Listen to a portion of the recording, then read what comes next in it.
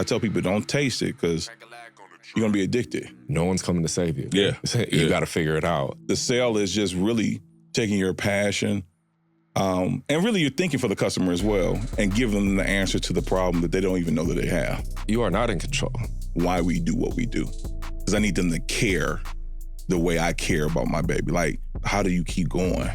I'm like, it's my why. Yeah. In some way, somehow, every single month, I figure it out. Quit at least once a month. At least once. As a business owner, you ain't doing it right. It's something you ain't doing right. He was there for every crucial moment in my life. You need Jesus, you need a therapist. You know what I'm saying? God continued to lead me where I need to go, direction, and I'll keep showing up every day. Our first day, we sold over 500 cakes. Man, this is a good podcast, bro.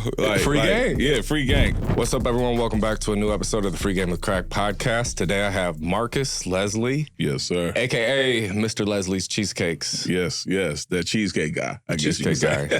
How are you? Oh, man, I'm blessed, bro. Well, how about yourself? I'm good. Yeah. You know what I just realized? I know you to be the owner of Crack House Studios, but I don't know your first name. Nicholas is my first name. Yeah, and I was told that, but I'm like, all right, cool. But we get to meet each other for the first time officially.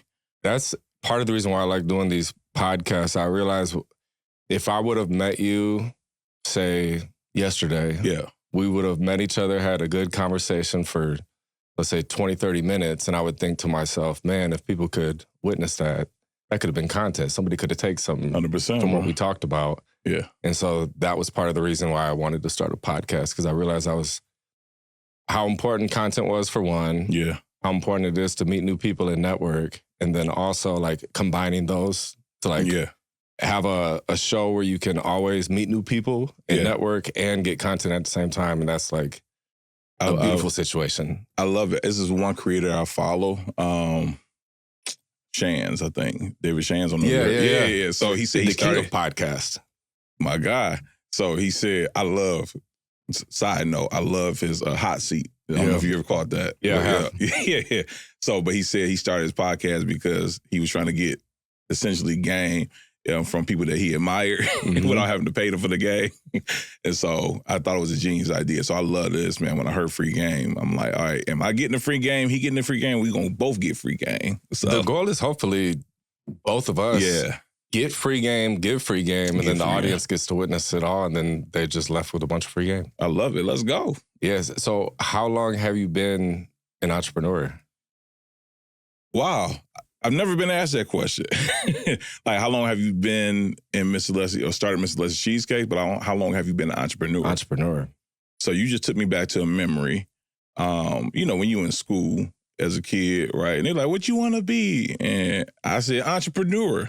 Not even really knowing what it was, but understanding the concept of starting your own business. Yeah. And so if I would have to say how long, I would say it started back then, so maybe when I was like 10-ish. Okay. Right? But how long have I actually been walking in that being an entrepreneur? Officially, I would just stick with Mr. Leslie. So I'm going to say this is our 6th year. October 19th was our 6th year. So yeah. So it's been a tremendous ride. What led to Cheesecake?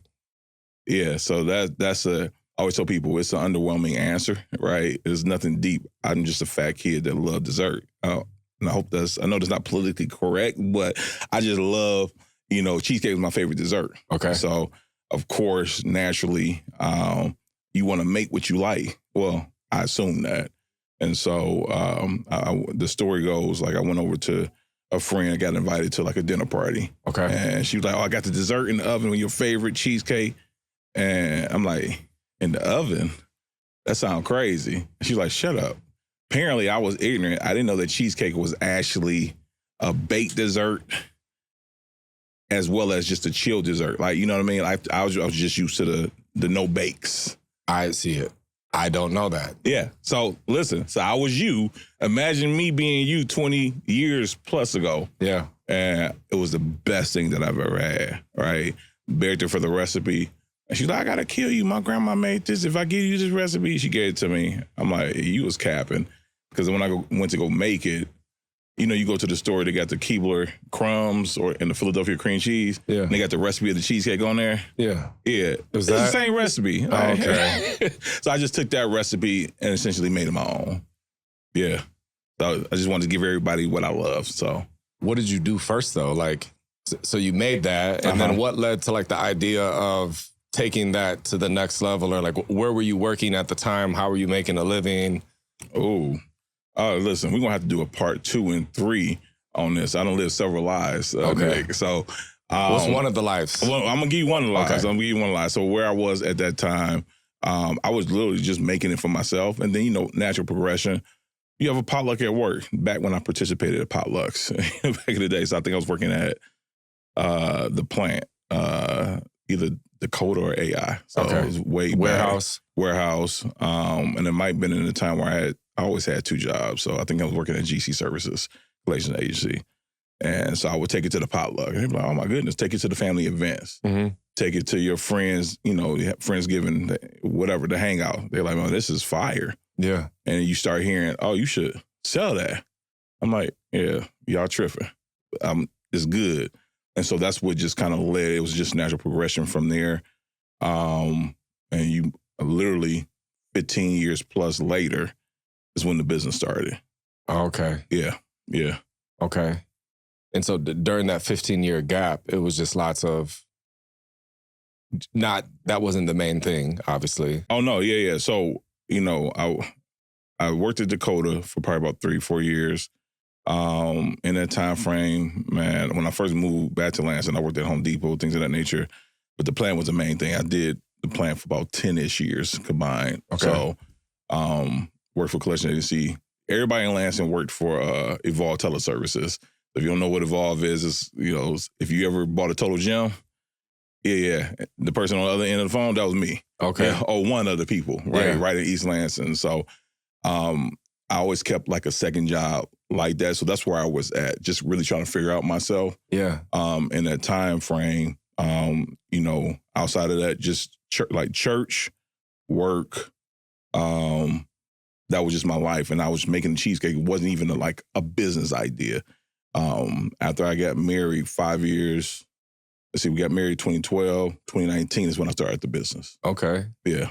What's something that you think you took away from, what would you say, like telecommunications type of job? Oh, yeah. Yeah. What's something that you took from that? Oh, bro. A lesson. So in that scope, I pretty much stayed in the sphere outside of the plants, the sales arena, right? So one thing you got to get, when you call in for the Total Gym, right, most people think it's $14.99. Because that's what the commercials say? It says, but that's just for the first 30 days. Then you realize that junk, that piece of equipment is, $1,499.99. Now my job is to keep you on the phone, right? And take the information that you give me, and if I have to, use it against you to tell you, hey, you need to get this gym, whether you feel like you got the money or not. And so what I took from that is the ability, we call it rebuttal, but not to take no. And if you get no, it's not personal. Yeah. Right. But I actually get excited when I hear the word no in sales. Like right now, somebody said, "Oh, your cheesecake costs too much." Oh, okay. That's what's up. They more than likely you're leaving out with 2 or 3. Hands down. If I got to give you a little piece of it so you can taste it, hands down. Because once you taste it, I tell people don't taste it because you're going to be addicted. And so I learned that ability of honing my ability of turning a no into a yes. I need some sales tips right now. So I've been obsessed with marketing for over a decade. Yeah. But I never studied sales. Yeah. Because I've always done like online business to where it was more of you. Let's say I wanted to sell this watch. It's designing a really dope, optimized landing page that I would send people to. Okay. And then you design, so this is all like marketing, psychology, persuasion, and designing the page to increase the odds of somebody buying the thing. Yeah. And so then now it's like, okay, the page is working good. We just need more people to go to the page. So now it's me doing content, all marketing stuff to send the people to. So I never really had to do a whole lot of like selling. Yeah, yeah. And then now that the studio has expanded and like these, for example, like business content packages. Yeah. Mm-hmm. Now I'm going to different businesses, talking to different business owners, and I'm selling the thing. Yeah, yeah. And it's weird for me to sell something that, like, I've never really had to sell.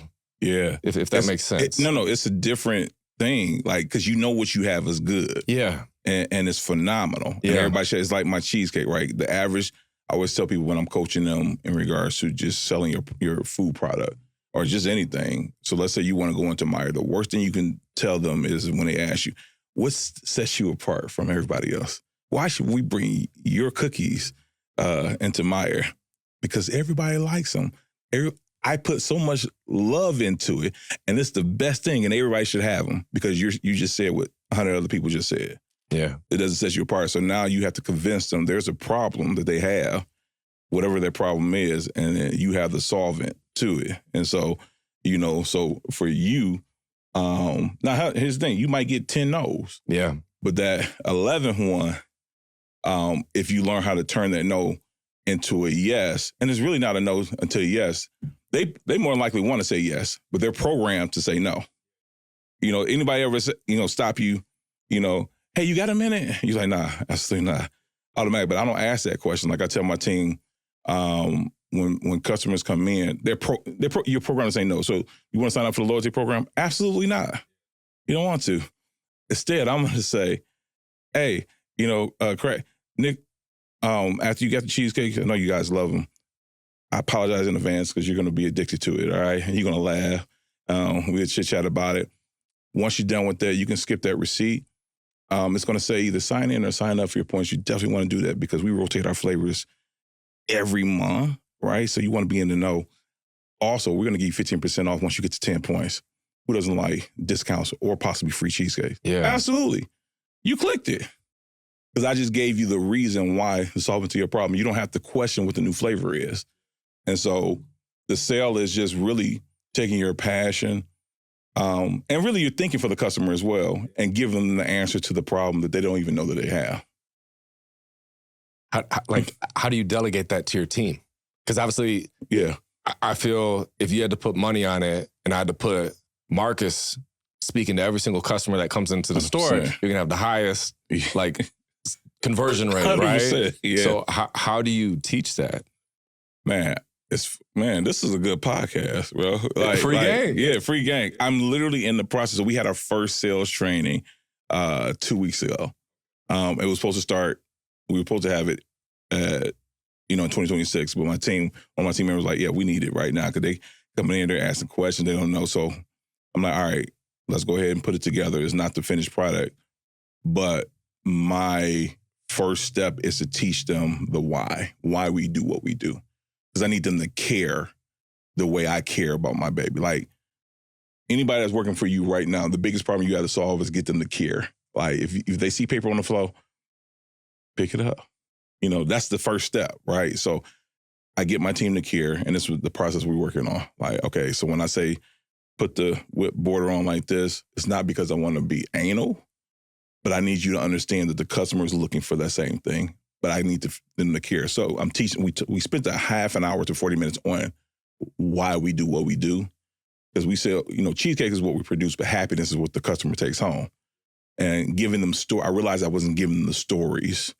Like the story you were telling me back there about how you started in 11 years, like they need to know the why. Okay. So once they got that, all right, boom, then we can move into the technical stuff, and I give them the SOPs, the frequently asked questions. And if we're out of banana pudding cheesecake, don't say, oh man, because I hear it from my team, I'm so sorry we're out. Because then you put a negative thought in their head. You know what? We don't have banana pudding today. Well, you know what else we have? Strawberry shortcake. Yeah. Well, I don't like strawberry, but I know somebody that does. Like, so I'm the rebuttal king. And so teaching them not just verbally, but putting it down in the script for them. So that's my process, giving them the why, showing them role playing, and then actually putting it tangibly on paper so that they can actually see it and they feel empowered, if that makes sense. Yeah. Yeah. I love that. So part of the free game there was start with why. Yeah. Yeah. The why. Yeah. Real quick, this episode is sponsored by Jerry's Automotive right here in Lansing, Michigan. If you're in the need of any type of regular vehicle maintenance or even major repairs, I highly recommend Jerry's Automotive. They're family owned and operated for 60 plus years, and they're just great people, and they know what they're doing there. So make sure if you need any auto repair, you go to Jerry's Automotive in Lansing, Michigan, and you can go to their website and book your next appointment at freegamewithcrack.com/Jerry's. That'll take you directly to Jerry's Automotive. Back to the episode. See, that gave me do you know who Mr. Walkworthy is? That's my guy, in the Andre? Yeah. Yes. Man, okay, so I've been married for almost 5 years now. Yeah. Let's go. Yeah. Shout out to marriage, right? Yes. I needed a suit for my wedding. Yeah. So shout out to him for being known for doing a thing for so long that I go to Facebook and I say, I need a suit. My wedding's in, I don't know, it was maybe 3 months, 4 months, something like that. 100%. So not like super short notice, but not super heads up. Yeah. And I had specific colors that I needed. Yeah. But everyone tagged him. 100%. That's the only person you need to go to. Yeah, no. Like, and I don't wear suits as much now, but my son, for dances, my son said, hey, Dad, we going to Walkworthy? Yeah. 100%. Before he had his spot, the same service he offers now, he offered when you went to his crib. Okay. Like he came to me.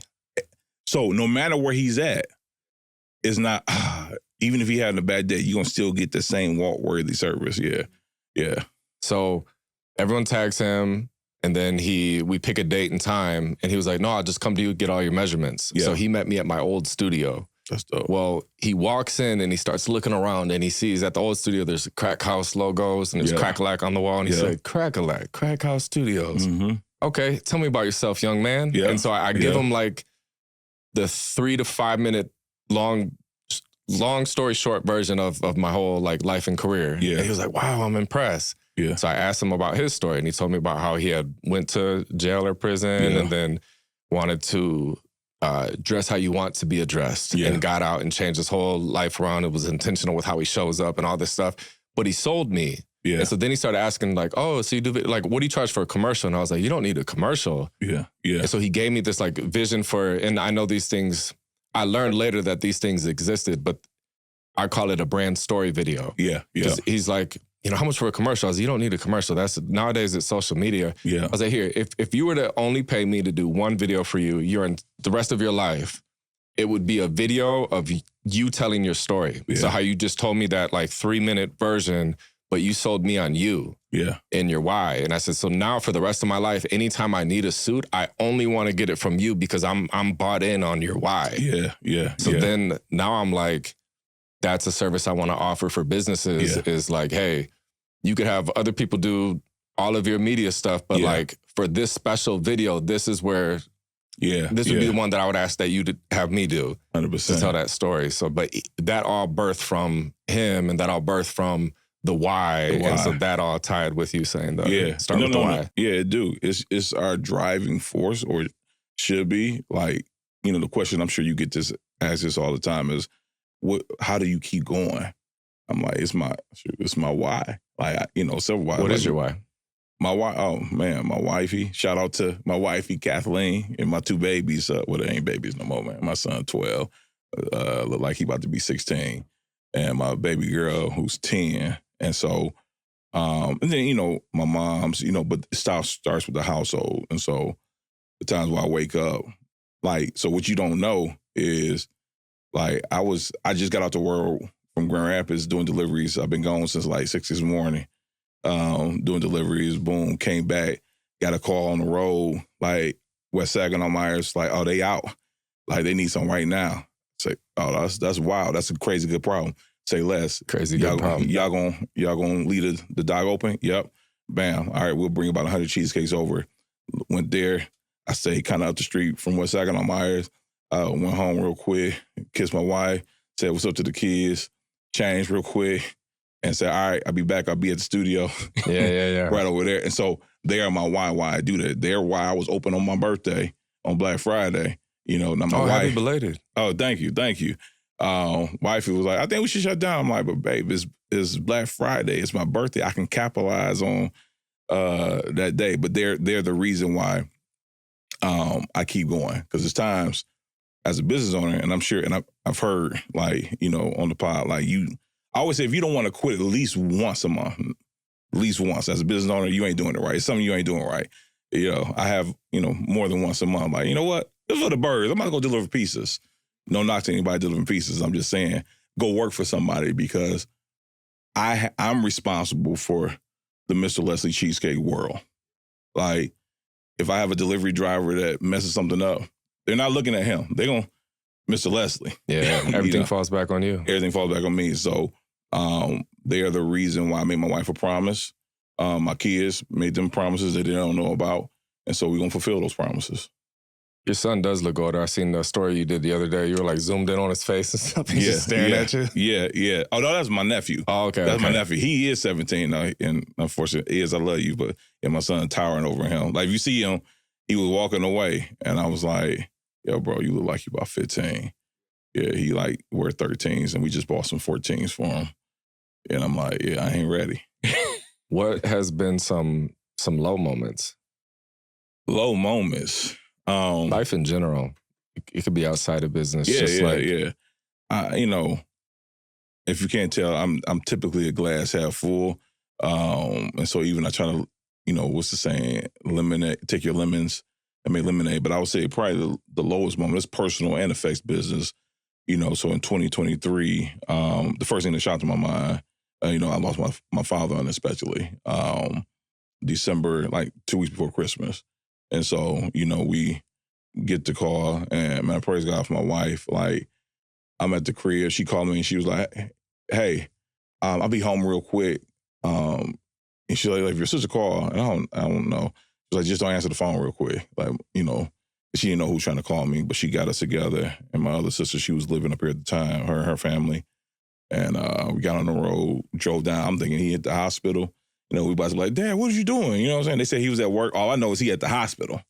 We get there and, it was a different situation, right? They couldn't revive him. And so that was a turning point. So that was 2023, December 14th, I believe. And one of the hardest moments, in life in general, my first big loss. Yeah. Right? And so, dealing with that, you have two options. You can shut down and, just say, bump everything. But I had 3 wives. I got my wife, my 2 kids, my mom. I have 4 younger sisters as well. So I'm the oldest of 5. But we were able to, just not push past it because it's something that we're still presently dealing with, right? God and therapy. I would say you need Jesus, you need a therapist. What I'm saying? But I enlisted my therapist. I started therapy earlier that year, actually, the beginning of 2023. Not knowing he wasn't sick. He was healthy as far as we know. So that was a big turning point, man. That was not to take a downward spiral, but it was, but my dad was a great man. And I don't say that just to be saying that. Like, anybody that knew Howard Leslie would tell you, like, yo, like, it's one of the people that you would say, man, if anybody, it should not be him. And he was that guy, so I take that and flip it and make some lemonade out of it. And I continue to, my mission, when I say it was a great turning point for me, is to continue to spread his name throughout the world so people can know who he is or who he was. How do you receive support from family members and stuff? Like, how was your dad's support with business and things that you do, or your mom's support or siblings or? Man, so if you go through the pictures, you're not going to get me to cry. He's trying to get me Malik.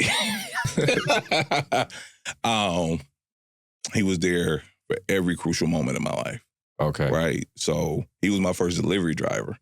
Right. Like, I remember I told him, Dad, I'm good. I asked my mom, I said, man, did Dad know the reason I stopped having him come? Because I realized, for a period in your life, your parents still look the same age. You still look at them like they Superman or Superwoman. Whoever had a part in raising you, I'm like, oh, man, he getting old. You know what I'm saying? Like, he's slowing up and he don't drive like he used to drive. So let me take that pressure off him. but he was delivering to, we're in the Detroit area, so he was delivering to one of the Meyer stores there, and he's super proud. My dad, if you talk to him for 0.5 seconds, you're going to hear about all 5 of his kids, right? And so the biggest supporter, of course, as a young man, we clash, right? Because I wanted to do my own thing. But my family, my mom, my dad, they both were there. When we expanded to the supermarket, they were both here in Lansing, helping me load up. They was there. There's pictures of them in the hoodies. They got the Miss Leslie cheesecake, and just so super proud, man. So big impact. What about like siblings or cousins or aunts or uncles? Like, is entrepreneurship normal in your family, or are you kind of like the black sheep? Or yeah, I would say. Don't get me in trouble, because let me see, I got entrepreneurs. So my dad he was starting stuff, like, had a business. So my dad was a pastor. I'm a PK. I remember he opened up a little restaurant with a friend or something like that. Okay. And I say restaurant loosely. My mom, it was a brief period of time when they did like a fish fry thing. So I don't know if they was all up to code or not. So I don't know. But he was the one that made the desserts. That's what I do know, and even I was helping him preparing, like he wrote books. So the entrepreneur spirit, the entrepreneur spirit, that's from him.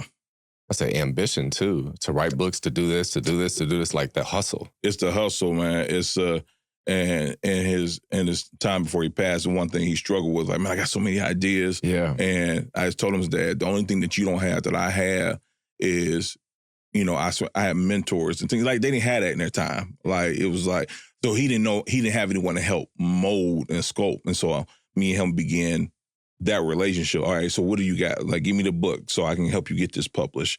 He did Christmas cards and stuff like that. So you have like my cousin, she went to MSU as well. Shout out, go green, go white. She is a mathematician. And so she just published her first math, like she like for real. That's what she do. And so she's published. So I have some entrepreneurship things in our family. My sisters and them kind of help out in the business. They haven't started, I don't believe, businesses just yet, but we've been talking about some things. So yeah.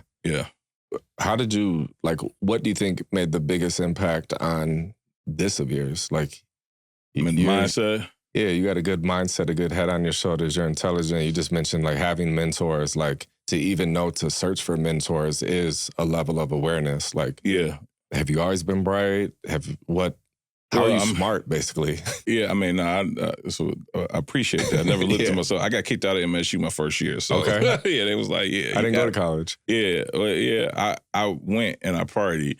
And so they was like, you gotta go. And I looked surprised when I saw the dismissal letter. Like, oh man, they said I can't come back.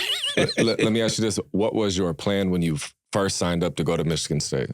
So my plan was, so had you asked me back then as well, so you're talking about like 11th grade, 10th grade, 12th grade, what I wanted to be, it was hands down veterinarian and culinary artist, those two. So veterinarian and culinary artist. So I came to MSU. It was between MSU and Tuskegee University. They both had, top-notch veterinary programs. Gotcha. So MSU picked that, probably subconsciously because it was closer to home. But I was a fish out of water. Right. So I graduated from a Christian school. Graduation class was 9. 9? Yeah. You see the look on the face? I hope you got that on camera. 9? Not exaggerating at all. Westside Christian Academy on the west side of Detroit.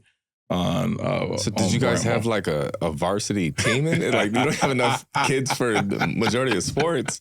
We did. We had basketball. And actually we was cold. Really? No, 100%. We was. So my coach, Kurt, he was semi-pro. He had went semi-pro. And so we actually had a few players that were supposed to go semi-pro as well, but, some life stuff got in the way. So did that, went to MSU. And it was just, again, a fish out of water, man. Like, you go from a graduation class of 9 to standing room only class of 400. So I'm like, oh, okay, this is what's up. And so just took that journey, went back home, stayed in Detroit for about a year-ish, and then went back to MSU, to Lansing. Okay. And that's when I began my just working journey. My goal was, if I didn't have something established within a couple of years, I would move to Atlanta. But I just believe, you know, God had a different plan. And so, you know, kind of figured it out over the years. A lot of bumps, bro. A lot of bumps around the way, you know, eviction notices, you know, repos, you know, working 15 jobs at one time, exaggerating, of course, but failed relationships and just after around about 30-ish, 30, starting to figure it out. What advice would you give to somebody right now that's like in their early 20s and they feel the pressure of trying to have it all figured out right now? Oh, bro, listen, you still a baby. Like, turn social media off. That's my concern for people around that age because, you know, when we grew up, and how old are you? 37. 37. So we around the I just turned 45. Social media wasn't so prevalent in our time like that. So we were just concerned about the block. Yeah. Right. You know what I'm saying? Like, oh man, they got the J's, the starter jackets, whatever. And I talked to a lot of kids in school, they really think that social media is real life. So the people showing the Jordans and the cars, whatever, that's their life continuously. So don't be so not be so focused, but don't be focused on what you see everybody else doing. Yeah. Put your head down and just do the work. Fail as much as you can. Take those L's, if you will, and learn from it. Literally, when I really got that in my mind, like you talking about that mindset, like coaches should be like, Leslie ain't the fastest, but he don't give up. And I got that from my dad. So you think just born that way or like taught that, instilled at a young age? Because I have that as well. I think there's a part of nature and nurture. Right. Yeah. So, you know, part of it is, you know, it's something that's in you, but it has to be nurtured, though. My dad, we laugh because he's like, I'm not going to have no lazy son. And so he called, my mom was just talking about this. He called home, like, what that boy doing? It's Saturday, summer break. You know what I'm saying? She's like, oh, he taking a nap. What you doing taking a nap? Did he do all his chores? Oh, yeah, Howard, he did all his chores. Did he clean the garage? Yeah. Well, tell him to go in the garage and pull everything out and put it back in. Yeah.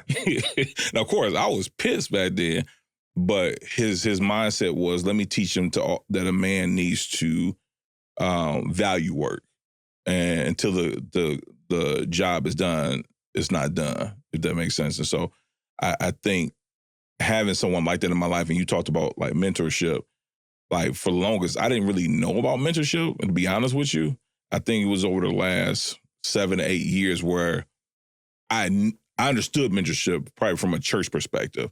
Because I grew up, so let's be clear, I grew up in church and saw like, okay, how being around others and not lowering yourself, but actually putting yourself in a position where you can help others without expecting something in return, how that benefits you in life. Serving, yes. Yeah. And learning that and then getting around people, ET. Right. So I start getting into like How long ago was that? Man, I probably started watching East. I don't want to lie, but I'm going to say like 7, 8, maybe 10 years ago. Like watching it here and there. Okay. But not absorbing it. But about 5 years ago, like I'm in the kitchen, I just started throwing on the podcast. I'm like, okay, I really wasn't a podcast person. Okay. Because, you know, in my area, you listen to music, you know what I'm saying? So I'm in the kitchen and I'm like, oh man, this is some good stuff. I'm listening to Pod C and them. Shout out to Secret to Success podcast, if that's okay. Yeah. And I'm like, oh, this is good. Let me go back. So I'm like listening. And I probably went through like 4 years of their podcast over the course of like 6 months. And that shifted my mind to another level. Because all they kept talking about was like, yo, I mean, in a nutshell, nobody's coming to save you. Yeah. Like, nobody's going to do it for you. So you got to figure this thing out. That was a lesson I learned a couple of years ago, too. Mm-hmm. Not that I didn't know it. It's obvious, but like I just kept saying to myself, it was like struggling with keeping the studio going. Yeah. Like some slow months and stuff. And then, you know, I'd be lying if I said I didn't ever kind of feel sorry for myself sometimes, you know, where it's just like, man, kind of poor me right now. I got a lot on my plate, a lot of responsibilities. People don't know this. And, you know, I would feel sorry for myself for a moment, and then it would just kind of click like, no one's coming to save you. Yeah. You got to figure it out. Yeah. In some way, somehow, every single month, I figure it out. Yeah. And now, was that just you figuring it out? Like, when it clicked, was that you clicking, or was like, did you have people around you just like, hey, remember, was it wifey? Was, you know, like for me, I know I would have that, and I would talk to my wife, but I'm trying to protect her as well. And I'll get into my mode like, man, it's all about to come crash down. Like, the house is about to burn. Bro, in a group chat with the guys in the studio, there's been a specific time that I remember where I was like, guys, the plane is crashing. If I was you, I would get out now. Wow. But like, I'm gonna crash with the plane. Like the captain's going down with the ship. Wow. And I remember that. But then again, and one of the guys, shout out to Eclipse, he was like, it's gonna be all right, bro. Just chill. You know, keep your head up. Everything's gonna work out. Yeah. And again, some way, somehow, every single month, it's like, you know, we're here right now. Yeah. You know, but I didn't see this. There's been a handful of times that I didn't see if it was possible, but because I haven't been the most spiritual person my whole life, but in the last, I'd say 6+ months, it was like a sequence of events that led to get me to where I am now. Yeah. And now I believe I have so much faith and belief that I'm open for kind of whatever happens, because I know that, like, when I pray, I specifically say, you know, God continue to lead me where I need to go direction, and I'll keep showing up every day. Yeah. So it's like the cheesecake guy, the keep showing up guy is the new motto that I have is just like, just keep showing up. Like, I will keep showing up no matter what. If that's resilience, if that's discipline, if that's tenacity, whatever it is, but I'll keep showing up. And so you've probably seen it on certain people's living room walls where it says, let go and let God. Yeah. That's literally my mindset, 100%. My motto now is just let go and let God. And for too long, I kind of like took the fun out of a lot of things because I was just trying to force it. Like just trying to muscle. I'm going to make it work. I'm going to work it out. Like I'm in control basically, but it's realizing and very humbling to know like you are not in control. Man. And it's actually easier. So much easier. When you do that, bro, like you're not in control. And also, man, let's have some fun. Like I realized like, because I watched one of your podcasts and you were talking about turning it off. And I'm like, man, that's a conversation. Because my wife is like, you don't ever turn it off. And it's because I like it. And it's correct. Like, I like the business portion of the business. Yeah. And I like doing but I realized I had stopped having fun in certain instances. And so, I wanted things to be perfect.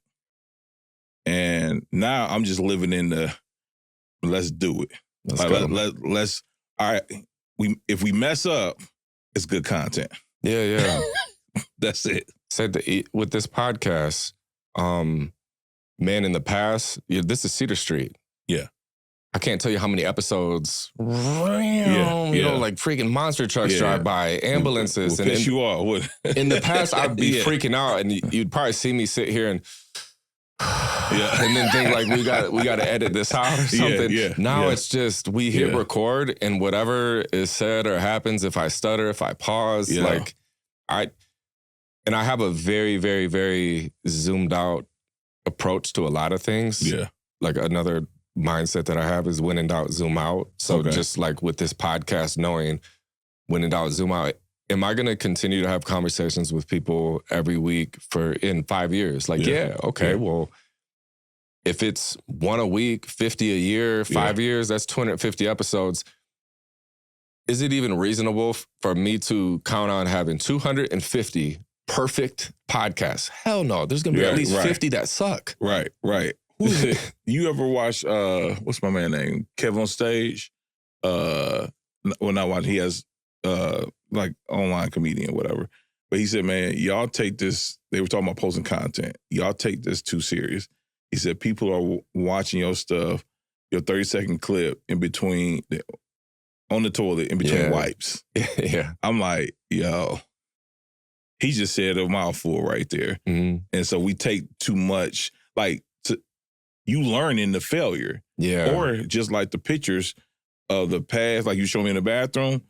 Hearing the boom in the background is a part of the story, because 5 years from now, you gonna have this empire. Yeah. You know what I'm saying? Like, yo, remember when we was here and you heard this? Yeah. Like, yo, like I remember when I was in the shared kitchen and I walked up in that joint and the shared kitchen, they didn't let me know that the big mixer was broke. I had 100 cakes to make. I had 100 cakes and I had my boy with me and he was about to help me. And he was like, man, what we going to do? I said, well, I don't know what you about to do, but I'm about to make some cheesecake. And so I had my KitchenAid mixer from the crib and their KitchenAid mixer from that kitchen. And to put in perspective, one batch of that big one would have gave me all the cakes. The small ones will give me 6 to 7 cakes at a time. You see what I'm saying? So that changes the whole scope. Yeah. I wasn't prepared for that. But what I understood then, going back to, that consistency always showing up, that I got to get the job done. Now I'm going to lose some money on this because I'm paying by the hour to be there. But we got to make it happen, bro. But it's a part of my story now. Yeah, that's what I love about that, man. Yeah, I think I saw one of the episodes and I can see, okay, like, oh yeah. But I love it because a year from now, not even 5 years from now, you'll be like, man, I remember when we could hear all that stuff. Now we got boom, boom, boom. Yeah. It's been a lot of me letting go with certain stuff. Because like another thing we do at the studio is a weekly live music review. Okay. Just getting feedback. So you're another person that I'm going to ask for feedback. Okay. Often I'm going to randomly just hit you up and be like, yo, what's something that you see that I don't see? Got you. It's a cheat code. Yeah. And not a lot of people do well with it, with feedback, but I know how valuable it is. And I know that it's coming from a good place. So how long have you been in a place, or have you always been that person? Because there are people who can't take that and even will ask for it, but they can't take the truth. Like, that's a rare thing. Like, I remember sending out something to somebody and they say, yeah, this trash. I was like, all right, bet. Yeah, all right, cool. Like, we had that relationship. Like, yeah, it wasn't like, oh man, you're horrible. It was like, no. And when it trash, it's kind of like saying, oh man, that's cold. It was synonymous with that. Like, all right, so give me more. He's like, yeah, so it was a logo. He's like, if you want to use this logo for more than just on here, you got to take all that color out. You got to do this and boom, boom, boom. So it's good if this is the only thing what you want to do, but based upon your vision, it's trash. Bet. Let's go. Yeah. That's helpful. That's 100%. Because I was about to spend some money on the logo. And the person that was doing the logo didn't give me that information. And it wasn't good. They just didn't know. Right. And so, yeah. So so I guess, has that just been you always? I'm weird, man. I'm just not ordinary. Yeah. And I'm obsessed with like improvement and optimizing things. Yeah. When I've asked people recently to try to get a better understanding of not who I am, but in a way of like my identity, or like, how would you describe me in one word? If you had to use one word, what would you say my superpower is? Yeah. And shout out to Miles Young. He's a photographer. Okay. What that stuck with me was amplify. He said, I think you're best with amplify. Like you see this thing that's working like this right now. Your superpower is coming in and being like, how can we amplify this? Got you. You could swap this out. It makes it easier. It makes it faster. And then you could get more out of it if you did this, and this. Like, amplify. Yeah, I love it. I love it. So with getting past like the perfectionism with the weekly live music review, in the past, I would have never green-lighted it until we had it all the way figured out. Okay. But instead, with learning from like, oh, in the past, I'm actually the one that gets in the way because I slow things down because I'm waiting for it to be perfect. And it might not be perfect for 6 months. And what I've learned too, so this is more of like life teaching me. Yeah. life teaching me basically, where there was some things where, okay, the first time I came out with a course teaching how to do a specific thing. Yeah. The stuff that I've gotten the most views for in my life has been teaching people how to do music videos on YouTube. Okay. So I have a bunch of like tutorials teaching people how to do that. So I was like, okay, the first course I'll do is teach people how to do music videos. So I had a warm audience that was ready to just buy whatever I would have gave them. Yeah. But I'm like, I got to make the perfect course that's ever existed on music videos, and I'm going to do it once and never have to do it again. That was my mindset. It's just like, if you do it right, you never have to do it again, you know? So I'm like, no, I got a million things going on, a million things I want to do. Let's do it perfect the first time, then we never have to do it again. Yeah. It took me 14 months. By the time I came out with it, there was 7 people still waiting. 14 months. Yeah. Fast forward, Malik purchased this Instagram growth course, right? It was a few $100s. And I learned so much in those 14 months. Like I basically had a master's degree on how to create a course. Every option you could possibly do, I went down the route and looked at pros and cons of every single one. Yeah. He shows me the login for this guy that sold an Instagram course. Mind you, I sold 7 courses, had less than $1,000 from these 7 courses. This guy that he bought the course from, it was $200 to $300 for a course. And this guy's posting screenshots. Like he made over $1 million off of this course. I go to log in on Malik's thing, and if you've ever built a web page or a landing page, they have like placeholders sometimes. Yeah. This guy on his page where you sign into your account once you buy the course, it had like a random picture of socks. Like, and it's an Instagram growth course. So he like left the template in spots. So he had a very imperfect course, made millions of dollars, but ran with it with speed. And meanwhile, I was so hesitant to build the perfect thing. And I was left broke with no damn course, with a much better optimized course, but only had 7 sales. So that taught me a lot about speed. It's like, that was a master course, everybody. Like that freak, man, you just said, I have a saying, do it ugly before you do it perfect. Like, that's the practice. Now, I also have another saying, slow is smooth, smooth is fast. It's not really my saying. Mark Wahlberg on The Shooter. I don't know if you saw that. Like, he's teaching my man how to shoot, and he's trying to hit boom, boom, boom. He's like, no. He said, slow is smooth, smooth is fast. I like do it right the first time. Yeah. You don't have to do it again, right? So kind of what you said. But a lot of people get stuck on, because I remember I used to tell my team that, like, do it ugly before you do it perfect. And they would get it stuck on, like, do it, the ugly is going to be, oh my God, this is going to be messed up. No, do it ugly means it doesn't have to be perfection. Because we, as the owners, always look for perfection. Like, so if I was to wait to get to my place the way I wanted to be, we wouldn't be open right now. I still be over, shout out to Allen Neighborhood Center. I still be over there. But us moving, we improved our sales up, 300+% direct to customer sales. We right now are at numbers that we would have never saw if we decided to wait for perfection. You know, we will be $300,000 in the hole before opening up. Instead, our first day, we sold over 500 cakes. Let's go. Which is crazy. Doesn't happen. That's a lot of cakes. That's a heck of a lot of cakes. We moved on Friday, right? Like, I went this timeline. Friday, packed up everything, boom. Moved to Hope from Allen Neighborhood Center. Monday, we opened. We didn't have cakes baked. So after moving everything, we had to bake. Boom, boom, did all the things, and we opened for sale. Had Monday, Tuesday, I think Tuesday we sold like 300-400 cakes. Wednesday we had to shut down. We're like, hey, hold on, 1 second. We got to recalibrate. Yeah. We went, y'all showing up. All right, shut down, baking overnight. Boom, we going crazy. Open back up. And then that was the only week we were inconsistent in regards to because we had planned to be open Monday through Friday or Monday through Saturday, whatever it was, and close on Thursday. We then shifted our time frame. So now we're open Tuesdays through Saturdays, whatever. We learned, we took that, we calibrated. Yeah. And we weren't waiting for if we would have waited for the perfect, we would not be in the position that we're in right now. So I love that you grasped that concept. And that's when you asked me earlier, what else would I give someone? That's what I would give them. Like, yo, please don't wait. Like, I'm not saying go out there and I don't know, cook on a hot plate and just start giving plates out without the proper health code permit, right? Yeah. But you don't have to wait for everybody else to be like everybody else, if that makes sense. I think the sweet spot is what I've read is 70%. It's like a lot of us, we're waiting to have it 100% figured out before we take action. And it's like, at most, you need 70%. Yeah. Yeah. Because like you're saying, it is important to strategize and to 100%. have a plan, right? Yeah.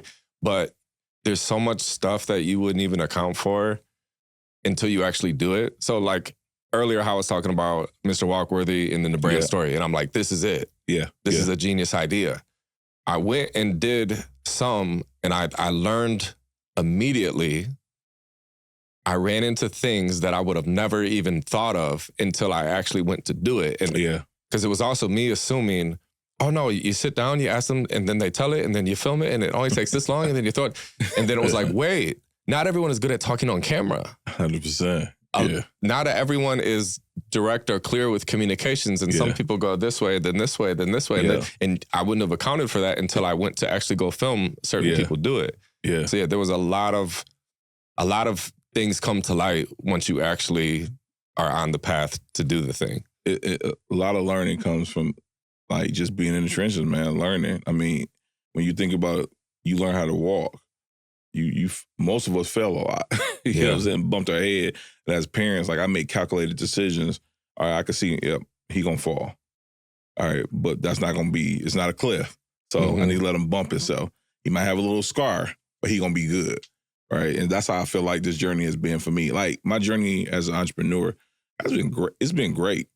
Have I had ups and downs? Yes. Has it looked like, I remember sitting on the bed like, hey, babe, hey, is we supposed to be doing this for real? Because it's looking real tight right now. We made a lot of mistakes, not intentional.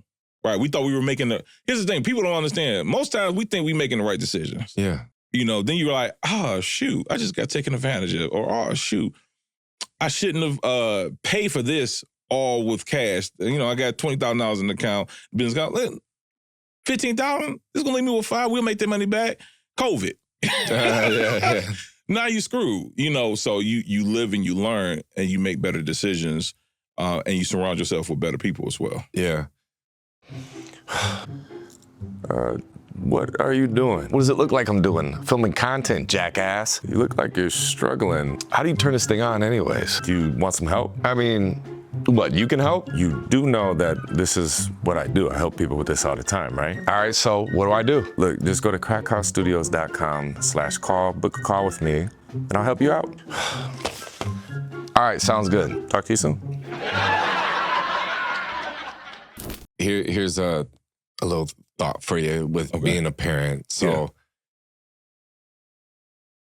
without a test, there's no testimony. Yeah, yep. So you and I have both been through a lot of hard things in our life that give us a different outlook and perspective and mold us into better men today, right? Yeah. But as a father, it's like, at least with me, I know that you would think like, I'm going to endure the pain, but I don't want my kids to ever go through this type of stuff. Yeah, but going through this stuff is what gives you the superpowers. Yeah. So then knowing that it's changed my outlook with parenting. So my daughter, she's 13. Okay. She had a boyfriend for, I don't know, almost a year, maybe 2 years, right? How And so... Okay, hold on. Let me fix myself. My daughter's 10. Okay, let's go. Right. Same way. I was the guy that, you watch, Bad Boys, and then the boyfriend comes to the door. Bang, bang. Yeah. I thought the same thing.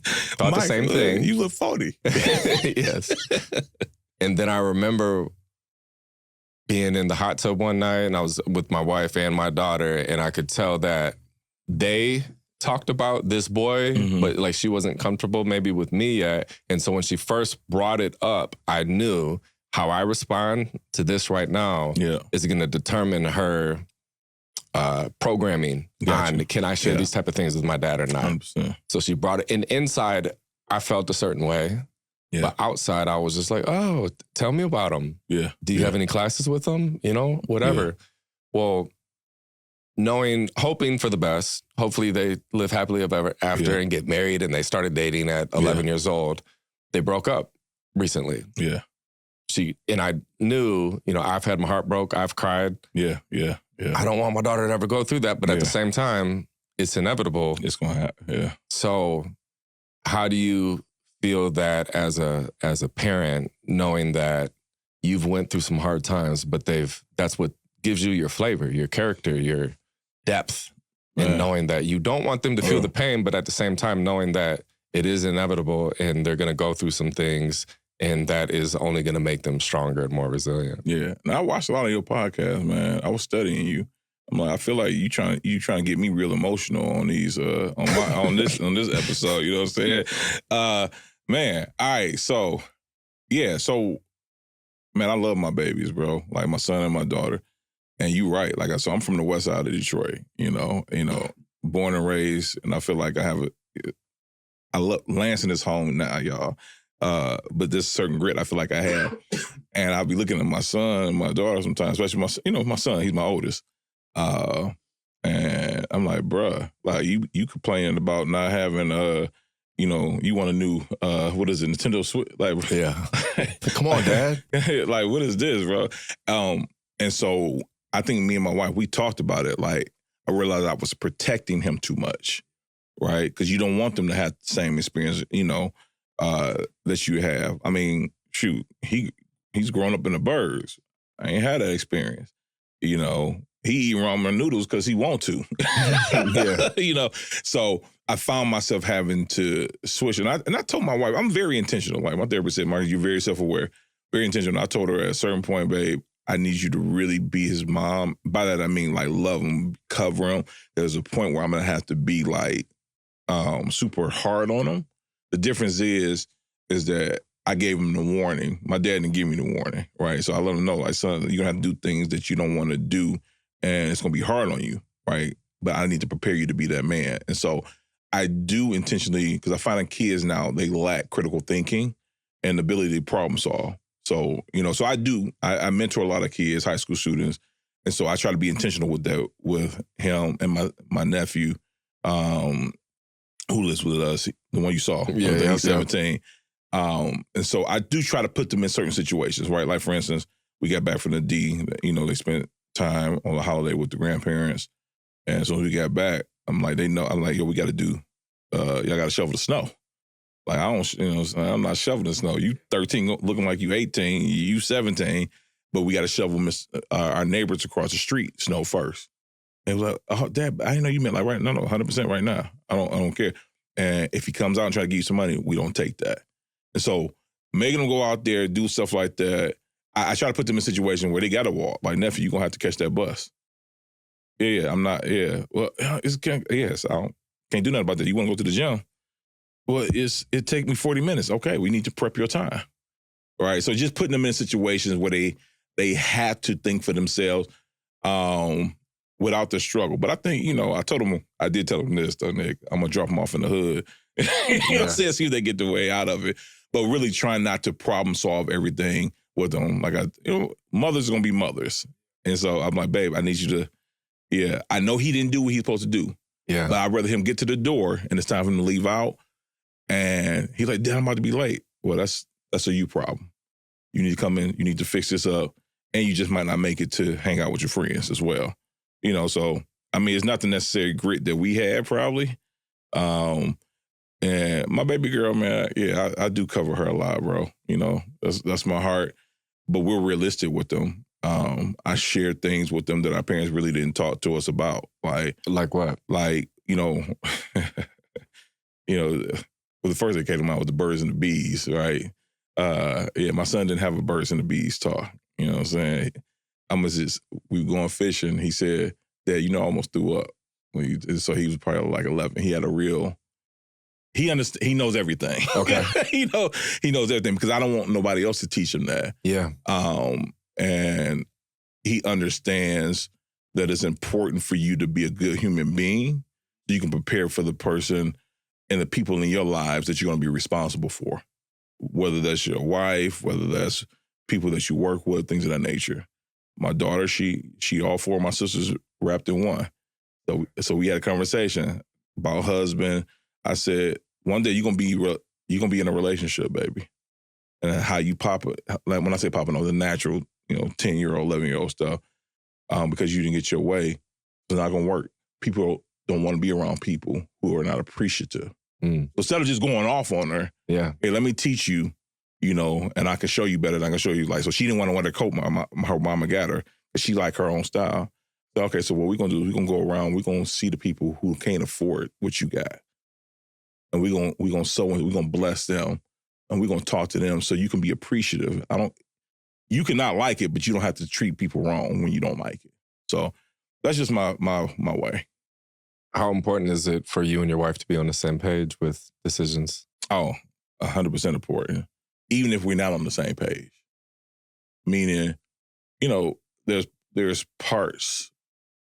Let me be careful when I say that. I don't want to be crucified by the women or the men, right? So there's parts that, you know what I'm saying? She's right there right now. She's crossing her arms. Yeah, crossing her arms, right. She's patting her leg. There's parts of, but I ain't wifey, man, we talk about everything. But the internet like to make stuff, difficult. But it's like parts of marriage that you just got to compromise on. By that, I mean, there's a compromise in general, right? Like your whole life.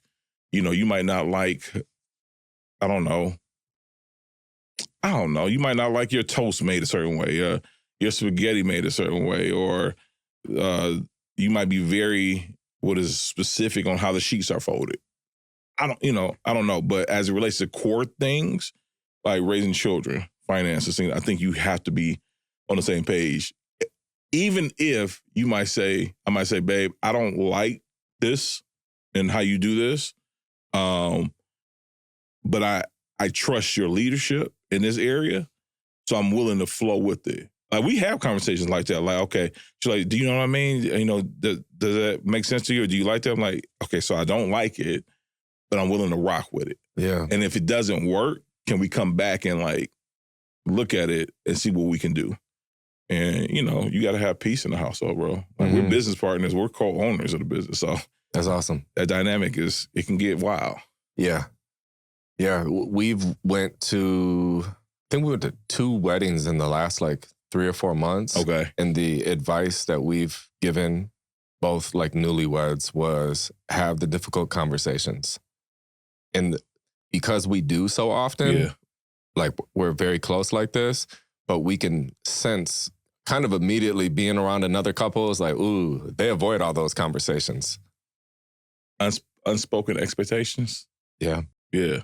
Yeah, that's, y'all wise beyond y'all years, man. You said 5 years, right? About 5 years married. We've been together for 9 years total. Okay. Yeah. How long have you guys been together?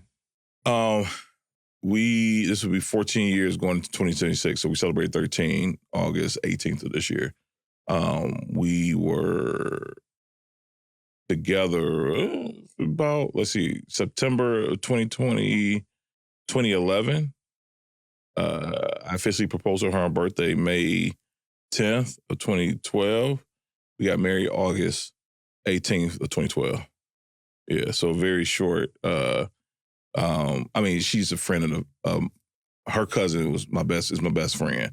So there's a little history. I was supposed to take her to prom. I'm a year older than her. She was too quiet for me. I was too loud for her. My first year at MSU, partying. 10, 15 years later, we come back and realize we were supposed to be together. Are you guys, is there a lot of contrast between the two of you? Like you said, back in the day, you were too loud for her. She was too quiet for you. Still the same way. Okay. Yeah, she is just extreme introvert. I'm like, I go in the room, 100 people, don't know anybody. I might not know everybody's name, but, yo, what's up? Hey, Nate, Blake, what's good? She like, are you ready? Yeah. Now, don't get me wrong. No, she don't mind talking, but her battery charge happens when she gets to, kind of do her own thing. I'm like, hey, can we people this weekend? Can we people? Yeah. For my birthday, I'm like, hey, can we people? Because I want her with me. And she wants me with her. So, but yeah, still polar opposites when it comes to that. But a lot of similarities, interests, she is the backbone to just everything, bro. The business. I wouldn't be in business if it wasn't for her. Okay. how have you guys defined roles? So with me and my wife, when it comes to the business stuff, I take the lead and she supports me. When it comes to the household or family, she takes the lead and I'm more of the supporting role. That's helped us a lot, especially with me. What we were talking about next door before the podcast was like, I learned in the last 12 months about capacity. As in like, there's only so much that we can take on. Especially for somebody watching this that may feel extremely ambitious, like Superman, like I'll do this and this and this and this. Like, I'm different. I can do all these things. Like there is a limitation on you. It is. And what I've learned from E is you got to have systems for those things. And if you don't have systems, it will burn you out. So defining our roles, it's a good question. In a household, so I'll say it like this, again, not to get in trouble, right? So I won't say it's traditional. Like, I cook, like, of course. Like, I could probably open up a restaurant if I wanted to. So I love cooking. As of lately, so we fill in what we need to, what's needed. Like, so early in our marriage with the kids, whatnot, I was the one picking up the kids, making sure they were good daycare, or watching kids at the crib. So my wife, she's a boss, like legit. So worked in corporate America for a long time. So managing, 50 to 100 people at a time, high level. So she's smart. You know what I'm saying? Way smarter than me. I like to say that. But in regards to business, so I started the business. She was super supporting me. Like, she was the one who said, you need to go to Meyer. Like, when we dated, she tasted one of my cheesecakes, my sweet potato pie cheesecake. She said, this is $1 million idea. So she put that battery in my back. Like, I love that. Yeah, like her first gift to me was like Tupperware that I still got for the cakes. When we got married, first major gift was a KitchenAid. I had never had a kitchen. I'm still making cheesecake by hand. You know what I'm saying? So that role in supporting, but she's business savvy. One of her degrees is in business. And so once I was able to pull her out of her corporate arena, so we're 50-50, co-owners. And so while she is in the kitchen, she'll bake. Where I need her in is in that strategizing, creating budgets, forecasting. When she did that, man, it shifted our whole. Because I was coming in like, oh man, let's make 3 batches of strawberry. We ain't got no turtle in there. So let's make 1 a turtle and 6 of cookies and cream. Freestyling. Like freestyling. She's like, we gonna stop all that. I'm like, what you mean? So there was a little like I got my flavor. This is my flow. She's like, no, so this is how many we sell on average. Right? I love it. Yeah, boom. So we forecast about boom, boom, boom. And I knew the numbers, but I wasn't I'm not detailed. So she like, yep, so you making this and then you run it out and now we got to buy more cream. Because I was like, cool, let's just buy some more cream cheese. Like, no, we wasting money. Now we got money sitting on the shelves. And I'm like, oh, okay. So identifying the role, like, okay, that's your lane. So she's freeing me up. I could be creative in the kitchen, which is then also kind of freeing me up to where I can go into the marketplace and actually sell. Gotcha. That's like, put me in front of you. Yeah, you about to get these cheesecakes. Speaking of that, so Meyer, they're a very big store. 100%. Yeah. And they sell your cheesecake. Like, how did that happen from idea or probably people telling you how to get the cheese? Man, you should sell this in stores and whatnot. Like, what was step one? Okay, how was that process? Let me try to condense this. First, shout out to my wifey again, Kathleen, because she was the first one. Like, yo, I'm at Allen Neighborhood Center. And she's like, it's this Myers thing coming. She told me like a couple of years because, they put the news out there. Like Capital City something. The market or something by the Lugnuts Stadium? Mm-hmm. Okay. It's coming downtown, some Myers store. And I'm like, she's like, you need to go in there because they're looking for local business. And I'm like, oh, okay, what's up? You know how you do, like, somebody, I'm not saying, because you don't do this to your wife. You know what I'm saying? You don't do that. But you like, oh, okay, that's what's up. Yeah. And you like, I'm not doing that. Like, I have no idea what you're talking about. Yeah, I can't relate. I'm not. And it was, and it wasn't that she didn't know what she was talking about. it was never, this is what I try to explain to you, it was never a thought of mine to be in a supermarket. Gotcha. It wasn't a thought. You don't know what you're not exposed to, right? And so that's just what it was. You gotta understand, I grew up, so I'm born in 1980, grew up on the west side of Detroit. When I came to Lansing, East Lansing, going to MSU, me and my homie Morgan, shout out to Mo, found out it was a Meijer, up the street. We was excited because our grocery store was the liquor store. Oh, damn, yeah. Yeah, no, so it's a Meijer in the city now. But that wasn't the case then. Then you had your grocery stores, which would be like your Save a Lot on MLK. Mm-hmm. That would be like I don't go. You feel what I'm saying? Yeah, I do. So Meijer was like, oh man, because we equated Meijer to, you kind of made it because it was in the burbs. Yeah.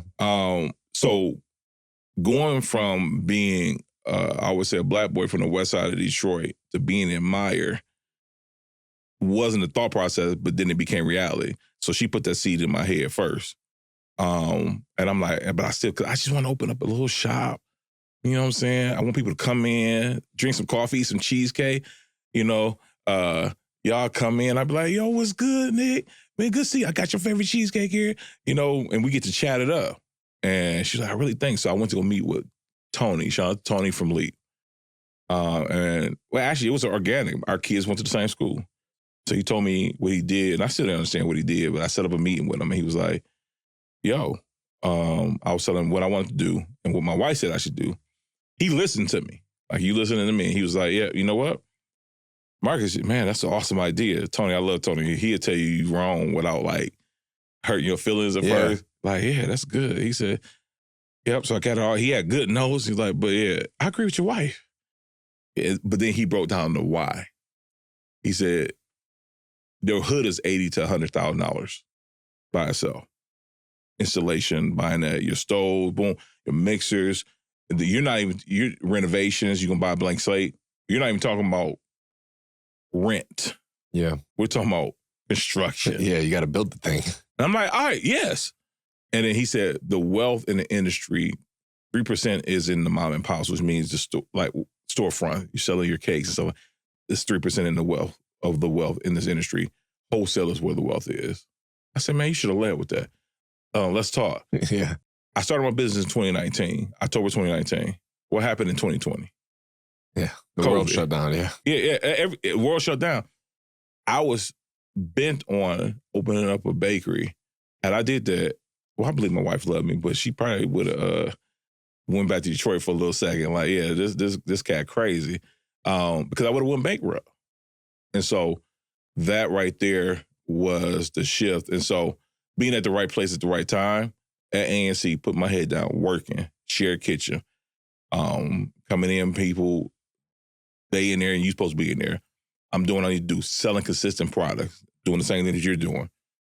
Somebody approached me, Lindsay, who was the kitchen facility manager, said, hey, this is Meijer coming downtown. But this is a year later, 2 years later. And you should, check them out. And she said, you know what? I'm lying. I already told them about you. You've been consistent. People around here in the neighborhood love you. Your product is great. They love your product. Here's an email. She sent the email connecting us. That next week I had a meeting with them in East Lansing. That same Myers I didn't think about that. The same Myers I used to ride down the street to. Yeah. Upstairs on the second level. Okay. Had a meeting with them. By the time I got downstairs, I had an email saying, we want you. They did a taste, all that. We want you in the stores. Can you be ready? It's a tight window. Because everybody else that was going in there had been working for 6 months to a year. Gotcha. I had a window of a month. I was there when they opened, and we ain't looked back since. So just being at the right place at the right time, Nick, bro, that's really, and it's a blessing. How did you feel knowing that you had that meeting? Did you feel like that was your draft day?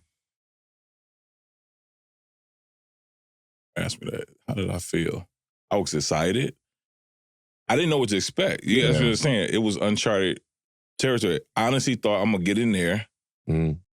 Cool. I'm in Capital City Market. Yeah. People still don't know. What is that? Is it Capital City? What is it? Is it a Meijer store? I don't think I really grasped what it was. I took 10 cakes. I think 10 or 15 cakes that first day. Okay. I'm stupid, small. They said, hey, can we get a little bit more? I'm like, and I brought, by the end of the week, they had 100 cakes. Okay. And they were selling out. But of course, that's family or friends purchasing stuff.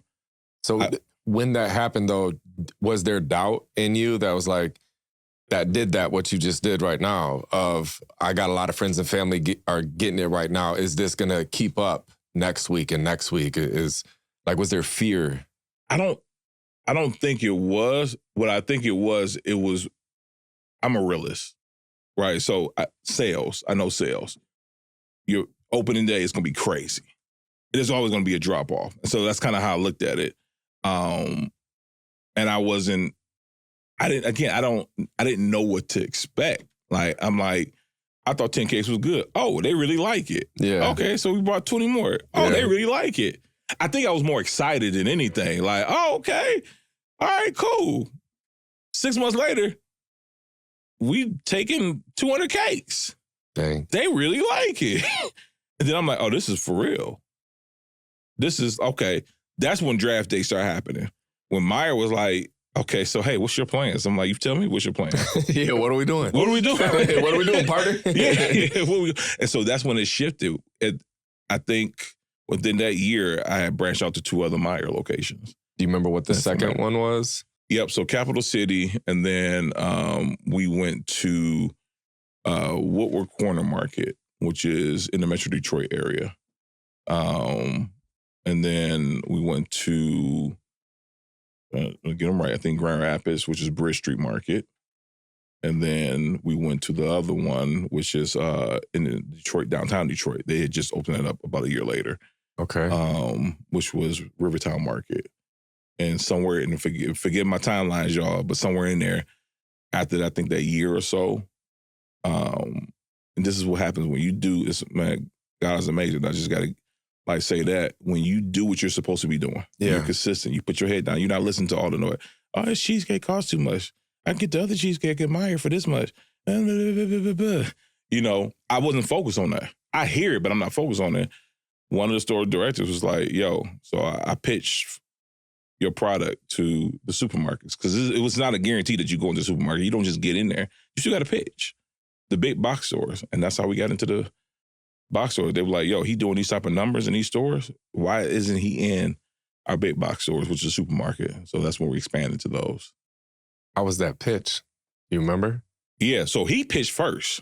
Like when you doing something so good that somebody like, yo, let me take his product over there. Without even, he told me after, which is the crazy thing. Yeah. And so then I didn't have to pitch, bro. I'll be honest with you. So I didn't have to pitch. I always tell people my story is a little different, but I did have to take samples to the buyer because when you get to the supermarkets, they got buyers. You don't just go there. They got to want your product. So I took it to the buyer. They wanted me to mail it to them. I'm like, no, I want to, I'm personal. Let me bring it to you. Let me talk to you. This is COVID. So she's like, all right, yeah, take it to, Grand Rapids. Boom, boom. I still don't know where those cakes at, man. My man, somebody stole them joints. I gave it to my dude. It was in the box. She never got them. So I had to do it again. So I met her personally, but she, COVID, nobody wanted to really meet like that. So we met in the parking lot in Grand Rapids. I drove back up there again to take her about 10 cakes just for her to taste. And we talked email, and then we launched that next year, or within that year, the 5 supermarkets. So South Penn, the Okemos Meyer. West Saginaw, for sure. I bought it there. West Saginaw is one of the top ones right now. Really? Yeah. Grand Ledge. Okay. I'm missing one, too. Yeah, Grand Ledge, East Lansing, which is Lake Lansing Road. Yeah. So where are you at now? I know you said Tuesday through Saturday is the new hours. Yep. So Tuesday through Saturday. So Tuesdays through Thursdays we're open from 12 to 7 p.m. Fridays to Saturdays 4 to 7. And so, we got, our all information. Like, we're Googleable, if that's a word. Like, you can find us on Google, our website. Shout out to Inverb. You have a new website, right? Yes. New website, new store. A lot of time, a lot of investment into it, but making the process. We're still working on some things on how we, manage information, but the website is super dope, man. Super user-friendly. I'm happy to see you do the website. Yes. Being how I was saying earlier, I've never really been in sales, been the marketing guy. So I'm the nerd that's like, Yeah. You got to automate this. We got to make it as convenient as possible for other people. Like Malik's barber, there was a time where I was considering like getting my hair cut by him, and I won't go to him because he doesn't have a website. I don't have the time to go back and forth and be like, are you available this weekend? Oh, no, I'm not, bro. This time. It's like, bro, send me a link and let me just book it on my own time.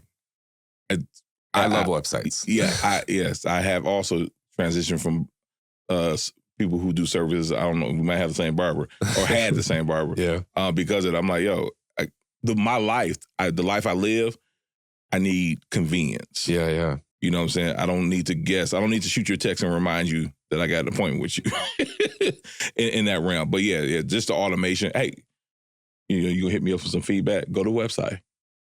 My feelings won't be hurt.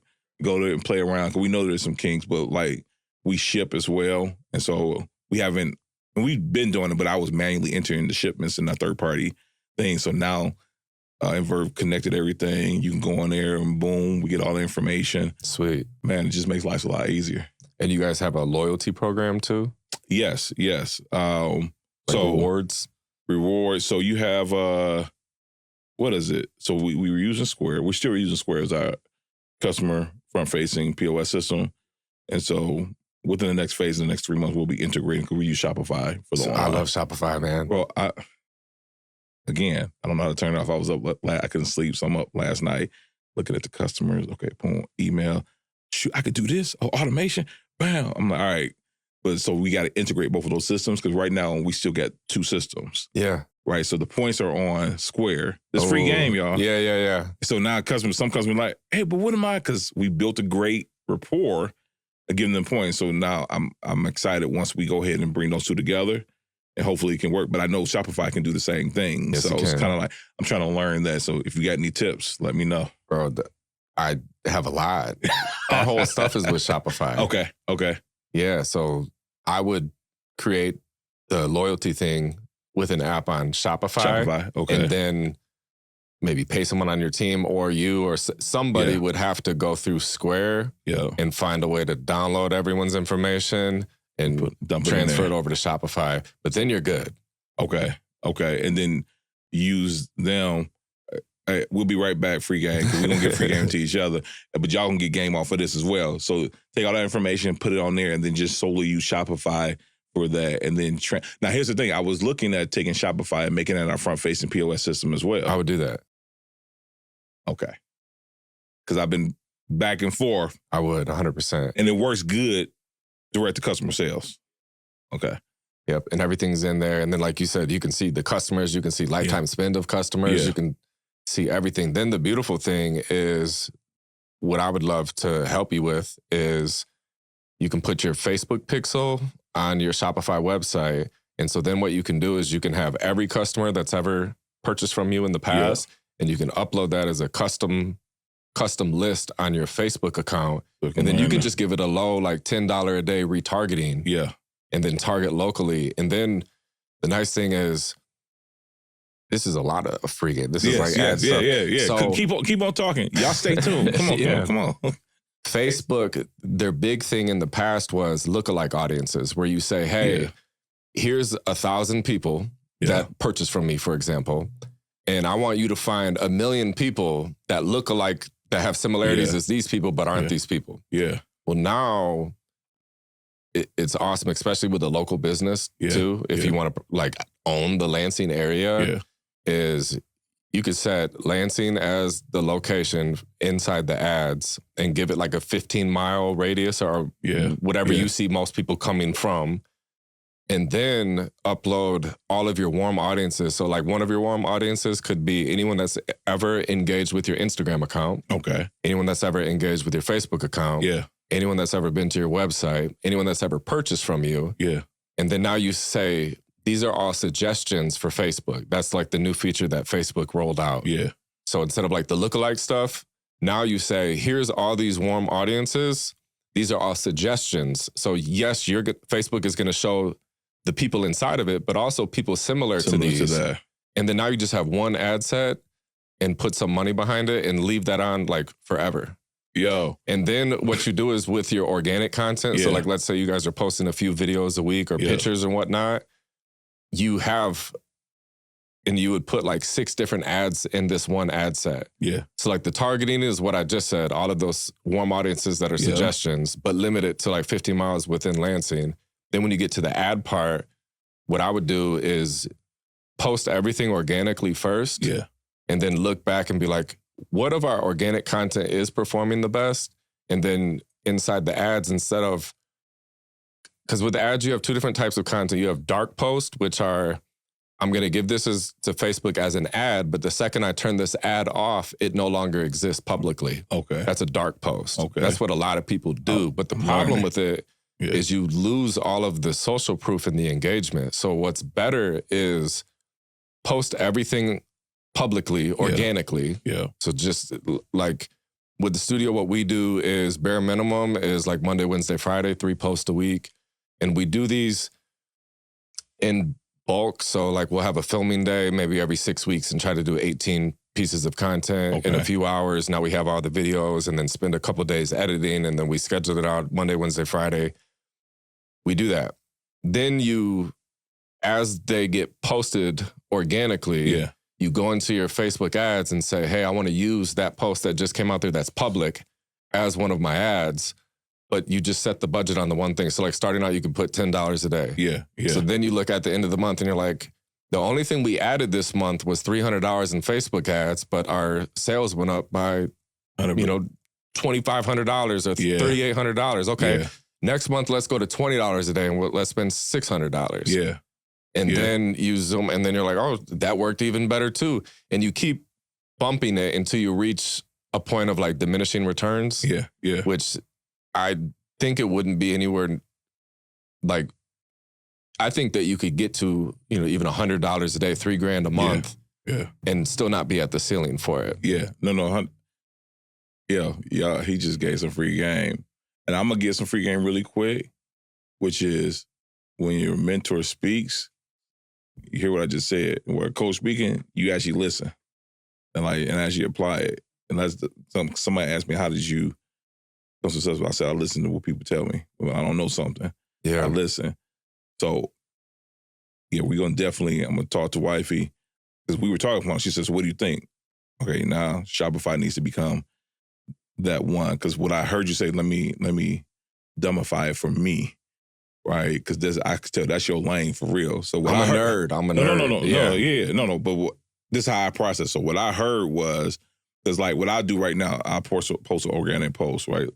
And it'll give you, hey, you should boost this. Mm-hmm. So essentially, that's kind of what you're saying. That organic post through Shopify with your targeted warm audience, kind of like, you ever watch Bull? A show called Bull? Mm-mm. Okay, it's a lawyer show, but they use like mirror jurors to reflect what the actual jurors would be, and that's how he win cases. Oh, dope. Like he's like, he's not the lawyer, he's a psychologist. Oh, sweet. You would probably like that. Okay. But he uses the information from this mirror audience to tell him what his juror is going to actual juror is going to do, but taking that information to essentially clone and spread the word to similar audiences, which is taking out the work. Because when I see on my Square, the reason I use loyalty, because when I send out a campaign, I see the return. And it tells me, on average, I have 2 people unsubscribe. Who cares? See ya. Yeah. But it shows me that I can tell you when I send out a campaign text, they hitting that door within half an hour. 100%. Yeah. And I encourage them. I have people almost fight me. Like, I don't have any discounts. No, you do. I know, because we just sent some out. Use it. Yeah. So I'm showing them. So Shopify to me is like that on steroids. Mm-hmm. Is what I'm learning. Like I saw the automated emails that I can send out if somebody abandoned something from their cart. Yeah, do it. I was like, no. The only reason I didn't do it last night, because I was not delirious, but I was half asleep. So I'm like, I don't want to send out nothing crazy. Oh, man, Nick, you just gave me, I'm about to be up for 3 days in a row. And I'm going to have a couple of my team members going there to shift, because I was solely debating, because I kept, some of the stuff I was saying that not Shopify, but Square was better for in person. But I was still finding that I can get the POS system, put it in my store, and it worked just as good. And then it's automatically updated. Like, if Malik walked in and say he hasn't purchased before and he purchases, like he's automatically entered there versus like, or at the end of the month, somebody's got to sit down and add the people to Shopify that aren't this automatically done right then and there. I love it, man. Let's go. I got me some free game. Let's go. See, there's apps too with Shopify that allow you to, like, let's say the goal is to increase the average order value. If maybe right now the average person buys one piece of cheesecake or two or something like that. And you can get an app that will set it up. You talking my language now, Nick. Come on, let's go. Right on the page to where it can be like complete the bundle or something. Or, like one piece of cheesecake is this, but if you get three, you buy two, get one free, or buy three, get the fourth one free. But you can get an app, and some of these apps are $10 a month. Some of them are $15 a month. Some of them, like I think our most expensive app is like $60 a month. So, but they all pay for themselves. Pay for themselves. Like it's like, oh, this $60 app helps us make an extra $2,000 a month. Of course, I'll pay $60 for it. Yeah. You always think, I'm always looking at how can I increase the transaction per person. Yeah. And my average is usually around about that 30 mark is what I'm looking for. Okay. So even if I'm doing sales, it's calculated. Mm-hmm. Cool. If I get this is how many I need to sell per day. Yes. Shopify is going to be my new friend. Yeah. So plans for, so with your new location. Yes. How many, is it a lease? How many years, or like what are we looking at right now? Yeah. So lease, my goal is to make this, I said this out loud. All right. So one of my goals is to be an attraction for tourists, right? It's always been that. So, when you go, it used to be when you go to ATL, we got to go to the Coca-Cola factory.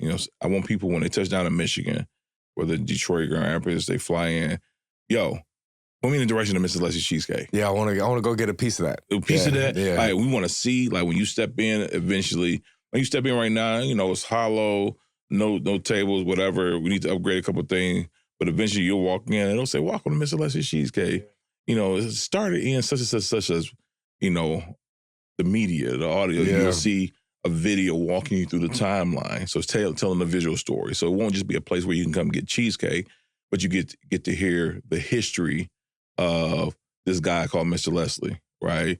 And then become part of the family. And so that's the goal. We're leasing right now. I believe we're on a 3-year lease. 3 to 2-year lease, somewhere around there, because we wanted to get to know each other. Yeah. The owner, very good owner. In the space that I'm in, I'm right next to Zaytoons. So you got on Williams Road. Yeah, by 7-Eleven? 7-Eleven, Zaytoons, and that brown building right next to it. So isn't that saying, like, if you know where that is? Yeah. Boom, boom, boom. But you'll see the pictures of the cakes as us, on the window. Oh, yeah. But, we don't plan on going anywhere. People come in, walk in the door, their whole residents been there for a long time. We hope you stay here. So many businesses have came in and left. So listen, as long as y'all keep coming in, we here. But what we've done differently, I think I told you this, Nick, I don't know if I said it on here, like our business right now is still 90%, if not a little bit more, wholesale. Okay, that was going to be my next question. Yeah. Is what percent is wholesale? What percent is like walk-ins? Yeah. So there's still that. So the walk-ins is the cherry on the top for us, right? So when we were looking for spaces, we weren't necessarily looking for retail space. That was just added benefit. And so that's the directive we gave our realtor. And so when customers come in, it's not that we don't care about the space, because I want that space for people. Everybody knows your name. You know what I'm saying? Like Cheers, right? Yeah. But we want to do things smart, right? And smart, well, opposite of smart is spending too much money, over leveraging yourself. Okay. Right. And so as we do it, they keep coming in, they buy listen, hey, Hope, give us another 500, give us a year of 500 cake sales. You know what I'm saying? Do that, and we'll continue to grow and be a hub, not just for Hope, but for Lansing. Yeah. Yeah. No, I'm excited. I'm excited for that. Yeah, I see that too. Yeah. Listen, and maybe, we pull up as we grow, we do the podcast there. You know what I'm saying? Because I have a shared vision. Maybe 3 years ago, I remember doing like Zoom calls with a friend, and I was telling them, you know, my goal is similar. I want for anyone that's in the creative field to be coming to Lansing and be like, oh, is that where the Crack House Studios place is? Man, I want to go there and get a t-shirt or buy a hat or just say that I've been there or walk through or that type of experience, that Walt Disney effect. Yeah, yeah. And everything that you're saying, like you're already educated on majority of it based on things that you just said right now. Because I was watching this video on Walt Disney yesterday, and he was talking about how he was intentional with everything when you would go to Disneyland or Disney World. And he said there was a reason why there was only one entrance, because he wanted to be in control of when you walk in, what do you see? Yeah. And then every so many minutes, they have all the characters and they do the parade. And like he was intentional with everything for the experience. Have you ever been to Disney World? Yeah. I went for my first time a few years ago. And it was hard to turn off the business, man. Because I'm like, this is amazing. Yeah, okay, all the, and all the stuff was cool. But when I pulled in, the parking, I said, I don't know if it's true, but I have a theory that they can't tell you no. Because, like, I had a ticket for food and I was supposed to wait, and I went up there, like, hey, can I get my food now? And they was like, oh, it's not, yes, we'll be right with you. I was just so in awe of how his setup, right? And so, but to your point, saying we have similar interests or similar visions, I think about, and I always say this, you see these actors or athletes or just like these bigger than life people, and come to find out they used to hang out together before they were somebody. Yeah. And this and this. So my mind plays in movies a lot. Like, I envision that. I don't think things happen by happenstance. So, like, I always say, even in this moment, like, ooh, you're on this big interview, or I'm on this big interview with somebody, I don't know, whoever is the big interviewer of the time. Like, yeah, I heard you know Nick. Oh, yeah. Man, Nick, my guy, man. We boom, boom, boom. We go back. Like, he likes the strawberry cheesecake. Yeah, he likes the strawberry. His wife likes the banana cream. Yeah. Like, so, but like, success leaves clues, and you truly attract who you are or are becoming, right? And so that's kind of how I look at it, man. I see that in you guys, man, just the work that y'all doing to change Lansing, man. That's beautiful. Oh, man. Yeah, it's a beautiful thing, man. So where can people find you online? Mr. Leslie's Cheesecakes.com. Simple. Ooh. Yeah. Good job. Yeah. Good job. Yeah. I've met, good job. What? I've met people where you can follow me at cracklack517official.com, but then my Instagram is the real this, or, it's just. Yeah. I mean, over the years, you've grown, you learn, so they go there, they can find out, and our socials all on there. And really, and I don't say it to be funny, I really realize just make it easy for people. And all else fails, just Google us. It'll pull up the information. As my daughter, she's constantly checking Google for us. She's like, Daddy, oh yeah, boom, it said this. 5 stars. Right now we got 114 5 stars. Well, let me not lie. It's probably 112 5 stars. We got a 3-star and a 4-star. You know what I'm saying? But, not everybody, likes our product, but that's not our focus. I'm focused on the ones that do. So there you go. Yeah. What would you say to somebody right now that's considering they're craving some cheesecake and they're let's say they're at Meyer right now and they see they see yours, but then they see a couple other ones. What would you tell them? Run from the other one. No, I'm just what I've told customers, and I've been in the store and I'm like, don't get Mr. Leslie's Cheesecake. They're like, why would you say that? Because you're going to be addicted, man. Like, I don't want to do that to you. Like, I don't want to do you. But no, honestly, yes, for some, it costs more than the average. But there's a reason, right? And so, I can say the taste, but literally especially the Lansing area, you have someone that's in the kitchen that you might know, you might have seen, myself, a team of people, and we're producing happiness. That's our goal, right? And not just for y'all, but for my team members. So give us a try, right?